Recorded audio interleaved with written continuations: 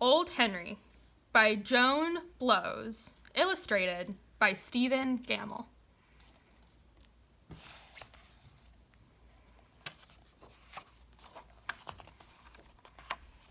The story begins when a stranger appears and moves into a house that was vacant for years. No one thought he meant to stay.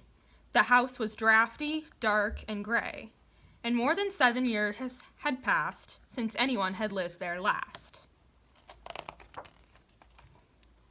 He meant to stay. He had no doubt. It suited him from inside out. In its vast and dusty spaces, all the things he had found places. That Henry. The neighbors watched him moving in and promised each other he'd soon begin to fix things up a bit.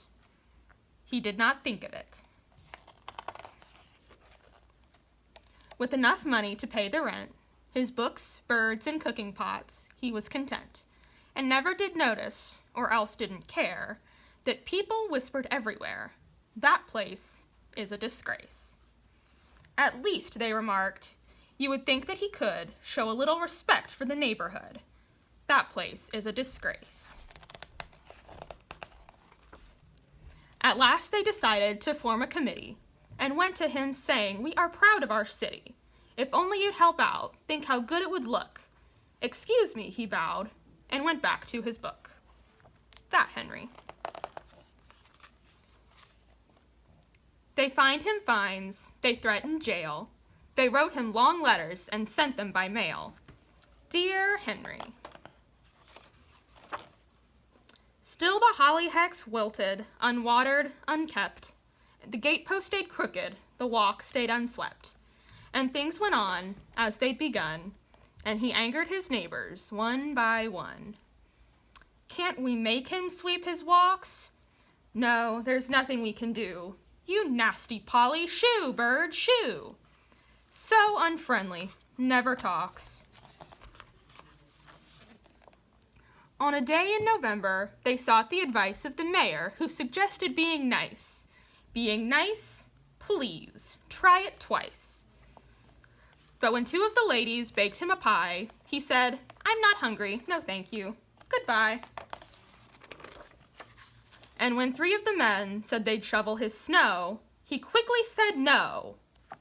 "We told you so." Now Henry, too, he had his fill. That night he grumbled, "I never will live like the rest of them, neat and the same. I'm sorry I came." Then he packed some things in shopping bags and tied the rest in 3 old rags. He didn't make plans, he just left a short note. A hastily written, "Gone to Dakota." He taped it to the big front door, and no one lived there anymore. His daylilies bloomed, his phlox grew tall. They picked his apples in the fall. They picked his apples now and then.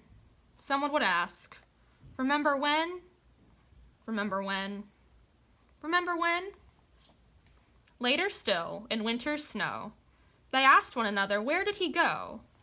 Will he come again?" His house looked so empty, so dark in the night, and having him gone doesn't make us more right. That Henry.